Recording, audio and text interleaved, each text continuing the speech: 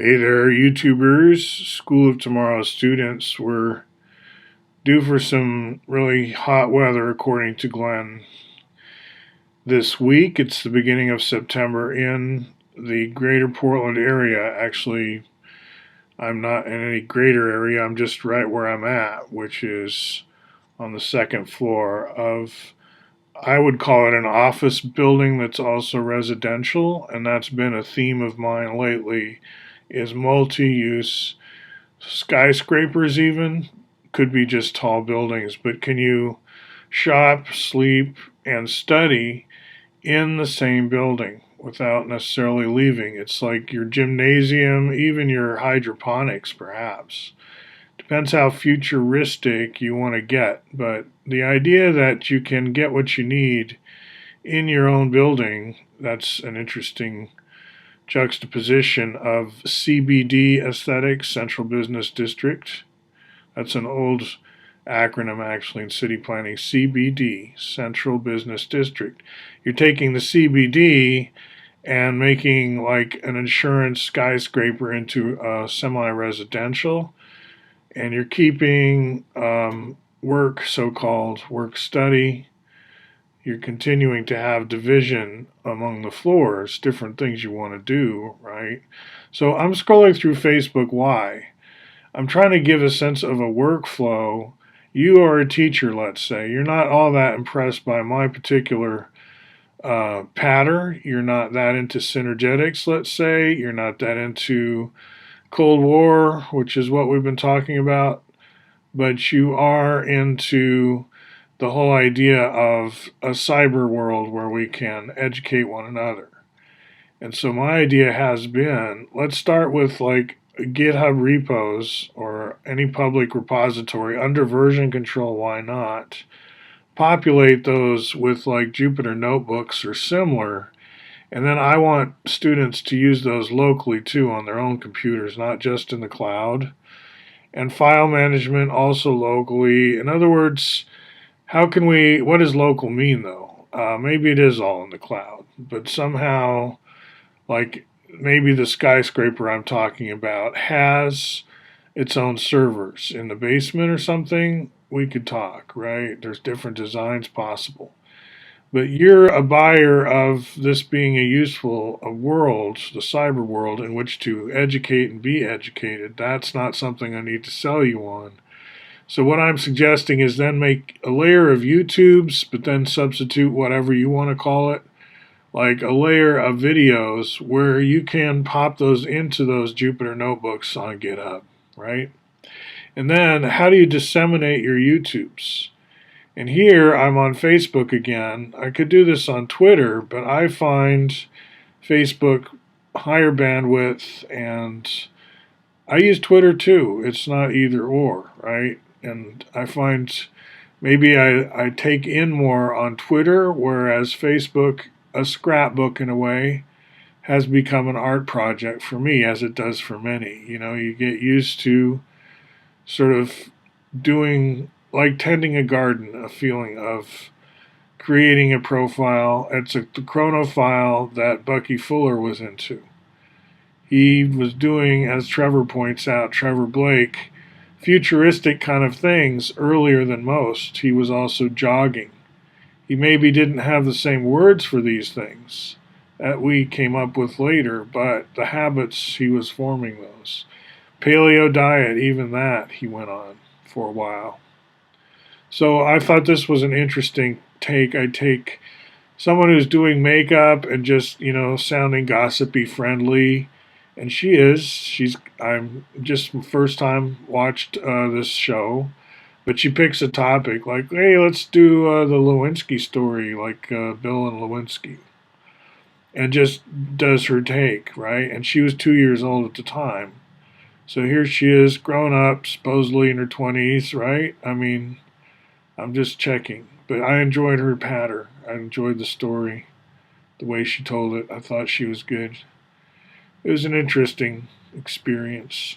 And this one's good too. This is a guy.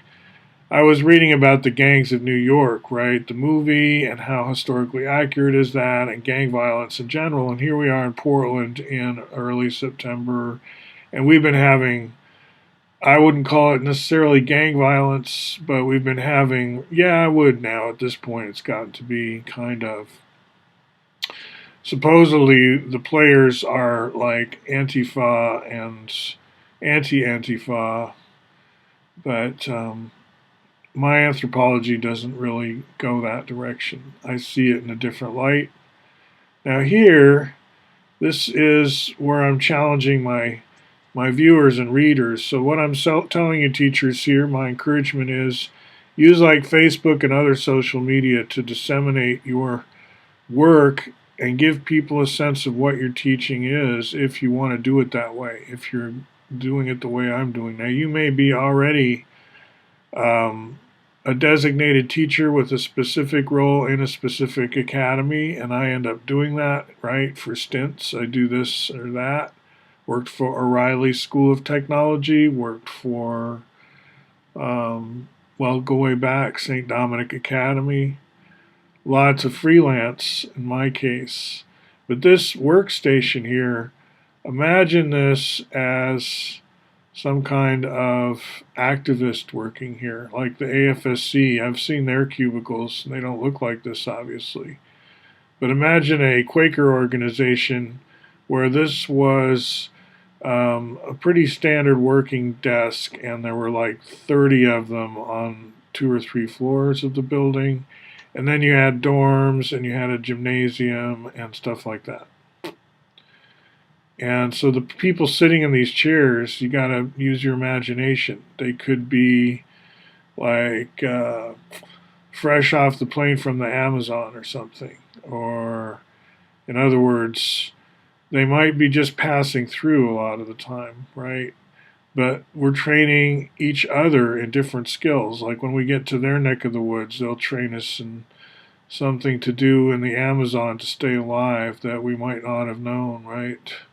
So this was my follow through as almost part 3 of the previous 2 parts, where I demonstrate sharing content, branching out through different media and citations, as we always do in like lectures. And there's nothing that new about the style I employ, which is to cite a lot of other sources.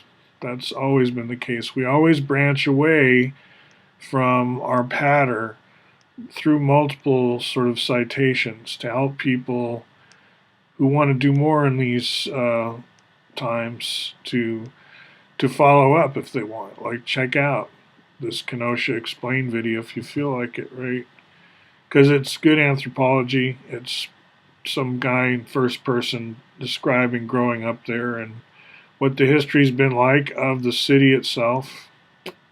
It's like the material you have online for follow-up is so much better if you have the bandwidth than any high school library I ever went to. And I went to cream of the crop. I had like Media Center, it was called. That gives you a hint. It's not just a library. It had all kinds of media, right? This was in the Philippines, high-end school, international school. Expats from around the world were there. So everybody was like wanting their kids to have the best, and they kind of did, right? So that's why when I point to something like this, I'm saying, here's what studying should look like. Something like this, right? I'm kind of almost, this is almost like a joke, right? The way it looks is so, it's like got these, what is this, fins in the back or gaiters or what? I guess they flip up and you have like plugs, and we got the cabling to think about. And how do you want to do this? I'm not looking at this as a mobile thing. It's just sitting there like a piece of gym equipment. Pretty heavy, right? But this is what I'm saying. This is the new high school, right?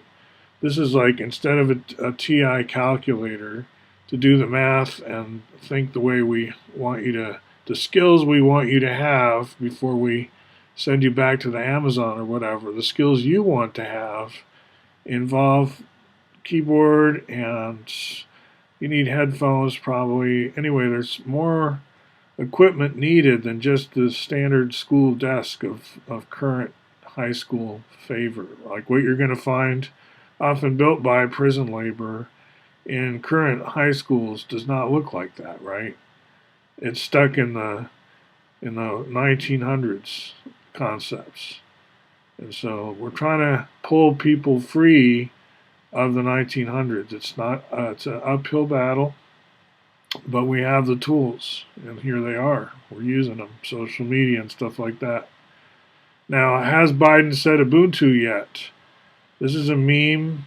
I've got it linked to South Africa Pirate Party, RSA, and the thing is, Mandela tells us about Ubuntu, and Biden wants to be associated with Mandela. There could be some advantages of showing you're at least a little bit aware of the copyleft world, the open source revolution, all that's been going on in our history.